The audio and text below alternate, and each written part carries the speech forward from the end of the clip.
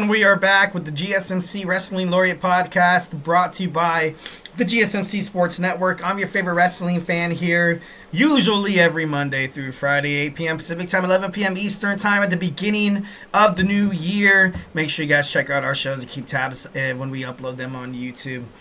Just kind of reflect on what we talked about real quick. We talked about our WWE Monday Night Raw sneak peek, and now we're going to get into some WWE Saturday Night main event analysis.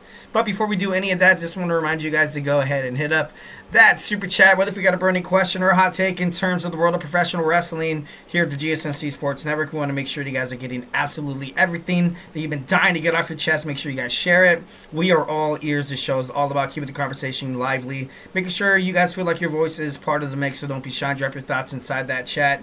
And if you really want to make sure your comment, question, or concern gets noticed, why not use that super chat?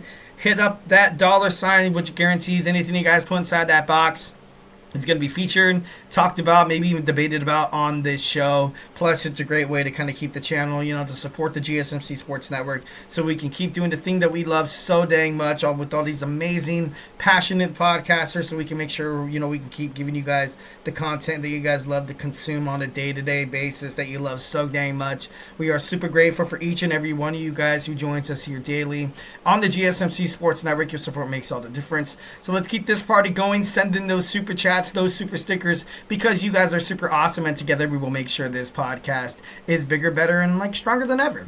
But of course, if the super chat not your thing, it's all good. Go ahead and hit up that tips and donations link at the GSMCpodcast.net. Tell me what you like, tell me what you don't like. Just remember to Superman punch that like and subscribe button to the show. Follow the show, follow the network. Here at the GSMC Sports Network, we do love a lot of peace, love, and positivity, 1,010%.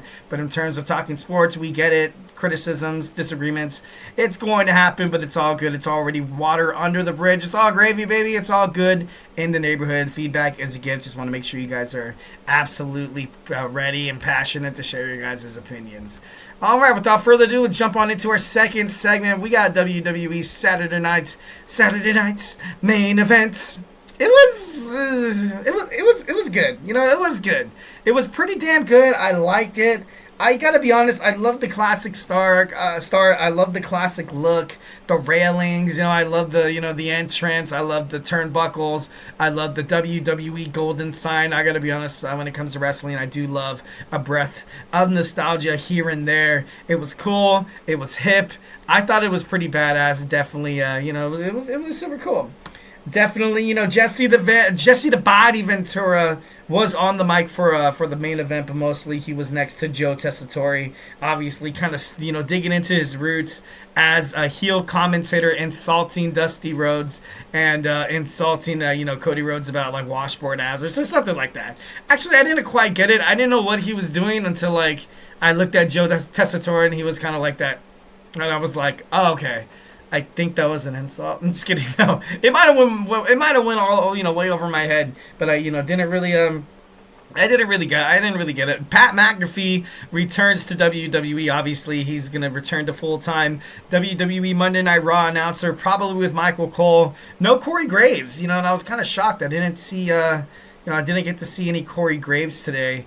But, Corey Graves obviously probably going to be the main guy on SmackDown. Maybe they move Joe over there and to work with oh my God, I can't believe I just said Corey, to work with Corey Graves.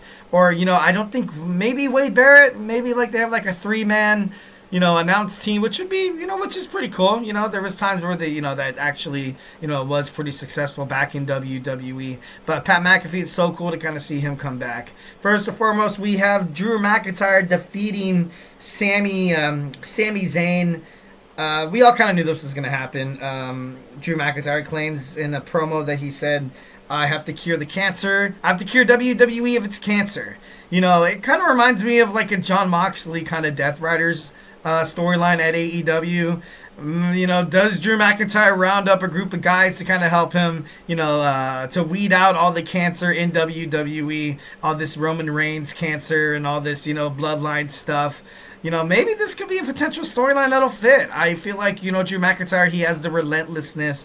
He also has the popularity, kind of like a Jon Moxley, where he can go around WWE and do whatever the hell he wants. ultimately because he has the intimidation factor. But who's going to join Drew? Who's going to join Drew? Maybe, maybe him and Seth. That would be pretty damn interesting. I, kind of played with the idea that Gallus from NXT joined Drew McIntyre. There's a limited amount of possibilities, but it was kind of crazy to see Sami Zayn ultimately go down. Next, you get WWE legends like Santina, Tito Santana, Jimmy Hart, and I forgot the other guy's name, but he did some, didn't he design, no, he was with NBC, I think, no, I don't know, I'm just going to quit when I'm ahead, WWE legends, so it was kind of cool to kind of see that happening. Excuse me. Liv Morgan defeats Io Sky, a hell of a match. There was a couple of questionable moves when Io Sky botched a move on the turnbuckle. Then she fell. Then she rolled up Liv Morgan when only one of Liv Morgan's shoulders were down and they were still counting. That was kind of bad. And then at the end, a knee to Liv Morgan's nose, obviously causing her to bleed. But it kind of made it look cool, kind of made it look badass, so I wasn't really against that. But overall, I'm not complaining. It was a good match. Liv Morgan hitting the Oblivion. She hit it hard, too. She stuck the landing Io Sky. She defeated Io Sky cleanly, and that's something that she definitely needed on her resume. And when she's in matches like this where she fights against girls or, superstars of her own, kind of size, she puts on one hell of a match. But going up against a Rhea Ripley, going up against a Becky Lynch or Bianca Belair, actually with Becky it was decent, or I don't know. Overall, I feel like Liv Morgan, when she works with superstars, kind of like around her, weight class or physical level, she puts on some great matches. So maybe that's the reason why I'm not a huge fan of this Rhea Ripley Liv Morgan thing, because honestly the only person on Raw that could probably take down Rhea Ripley in her style of because that's a big woman, she's pretty buff. Raquel Rodriguez, obviously those two seem like they can be in a category of their own. But that's how WWE's always been, and it's not going to change. So yeah, but overall it was a good match. Couldn't really complain. Obviously the victory, see Dirty Dominic Mysterio and Raquel Rodriguez, and then of course Rhea Ripley comes out to confront Liv Morgan, basically telling her that I'm not going anywhere, I'm coming after that title. Next, we have these three men in a triple threat match for the WWE World Heavyweight Championship. I gotta be honest, I liked how they kind of had the tail of the tape before this match started. This match was basically to, kind of solidify Gunther's run as a champion and, further the feud between Finn Balor and Damien Priest. But overall, it was a good match, so I can't really complain too much.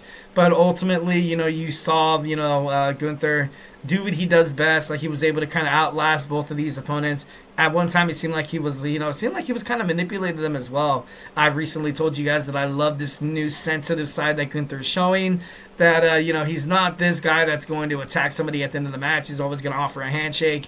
He's going to fight with dignity, respect, and that's cool. And that's cool, and I feel like they shouldn't change that with Gunther. Next, we have the finals to determine the inaugural WWE Women's United States Champion. It was a good match. It was a good match between Michin, but Chelsea Green with the star power and all that, she was able to win. She was able to win. So now Nick Aldis, although he's not a huge fan of Chelsea Green and she annoys the crap out of him, she's going to be staying. She's here to stay. Finally, Chelsea Green gets a belt. And, for me, I feel like it's about time. It's about time that WWE actually starts investing some storylines, bookings, and just, kind of put some gold on this girl. And just kind of see what happens. Obviously, with this new mid-card title, you're going to be seeing a lot of Chelsea Green now on SmackDown. I kind of don't want, obviously I love the goofy Chelsea Green and stuff like that, and she's kind of a jerk. And, she's like an in-your-face kind of jerk heel. Like, I want to see her actually get down in some matches, though. Like, I want to see, because she has the talent inside that ring. She's spent so much time within the wrestling circuit. It's not like she's just this pretty face with a goofy mentality who, steals wins after wins after wins. I don't think that's the right spot for Chelsea over and over again. So it'd be kind of cool to kind of see if maybe she has a personality change where she starts to actually, maybe she tells Piper, she's like, hey, let's start training. Let's take this seriously, because I don't want to see her totter title run end abruptly because they were like, okay, we put the title on Chelsea Green for a little bit. Hey, hee ha ha, that was cool. So now obviously something needs to change. Main event time. We have Cody Rhodes, the WWE Undisputed Champion, defending his title against the pissed off, the betrayed, the hurt Kevin was right. Kevin Owens. This match was it was good. It was good. It was a good 10 to 15 minutes. I think it was longer than that actually. But overall, I thought it was Cody Rhodes was able to pick up the victory. Kevin Owens introduced the chair after two officials being knocked out. And you got to love that Cody Rhodes, brought back the wing title just for one night. One night only. When he showed up at the beginning of the show, you saw one guy, a WWE official, hold be holding like a case that looks like you can put like a machine gun in there or something. They love to protect their titles, which is kind of obviously, alluding to the Crown Jewel Championships for the men and the women's, but, they had that they had that cool case, that made it seem like what they had in there was, the most prestigious thing you can find in the world. But this title was badass. I remember, it was kind of cool to see Triple H kind of let Cody Rhodes bring it out for one night, obviously, like that nostalgia stint that I was talking to you about. That WWE Saturday Night's Main Event was tonight. I remember Triple H, growing up during the Attitude Era, the McMahon Helmsley era, further and further down the path. Once when Triple H was basically his belt. I never saw anybody hold that belt, maybe besides The Rock and Mankind here and there. I never really seen anybody hold that with such pride like Triple H. So I thought, definitely think Paul Levesque saw that and he was proud. He was definitely damn proud of his achievements as well. So, like I said, Cody Rhodes with the crossroads on the chair. He used the chair. A lot of, Jesse the Body was basically making it seem like Cody was being the heel, which possibly, maybe Cody could definitely be heel, but I don't think it's going to be anytime soon. But, so Charles Robinson counting from standing on the outside of the apron, counting the 1, 2, 3 on the outside. I don't think I've never seen that as a wrestling fan. I've never seen that, and it was crazy. And I was like, that's a little wonky. Usually, the referee, takes his sweet ass, takes his sweet time. He's like, and he rolls into the ring. He's like, 1, 2, but then he was out there and he was like, bam, bam, bam. And I was like, dude, that kind of sucks. I feel bad for Kevin. If anything, maybe he can kind of, that could be a case that the referee not even being inside the ring, I don't think that really solidified anything. But I don't know. For me, I thought it was interesting. I think it was funny. It was funny. Something that happened after the match that wasn't funny after Cody Rhodes got that 1, 2, 3 and retained the title was Kevin Owens hitting that package pile driver on the American Nightmare. Oh God, it was a doozy. It was a doozy. They bring back the pile driver to kind of make it seem like, there's, it's a forbidden move. We've seen, wrestlers ultimately, lose some time in their career, ultimately lost their career thanks to a botched move like the pile driver, like something that involves with the head and stuff like that. I gotta be honest, sometimes, obviously, I'm not trying to be a jerk and bring this up. Rich Holland's finisher, obviously that's what caused Big E to get, to break his neck. And, sometimes when I see him hit that move, still to this day, I'm like, dude, that's crazy. That's crazy. But ultimately, after the match, you saw Cody Rhodes being, after the attack, per se, I should probably say, you saw Cody Rhodes being carried off in an ambulance, obviously. They said, he has, his spinal, something like that. Is he going to have to vacate the championship? I don't think so. Maybe that would be an interesting take to have him vacate the championship. Then you start out, the new year with a brand new spanking champion.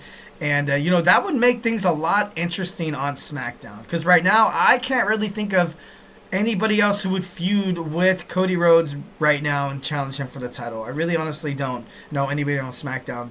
Maybe on Raw who comes to SmackDown, maybe that could be a possibility. But as of right now, I just don't really see it happening. Kevin Owens and Triple H getting into a heated altercation after the match. And, these guys were pushing, they were shoving, they were yelling at each other. It looked pretty badass. It was a cool little spot. Obviously, it aired after NBC WWE Saturday Night's Main Event. so you kind of had to get it on your social media feed or on your TikTok or Twitter or whatever. But it was it was cool once again, professional wrestling using this new digital era of social media for good. All right, guys, so do not go anywhere. We're going to talk about some TNA Final Resolution. We're going to recap it when we come back. So, hey, do not go anywhere.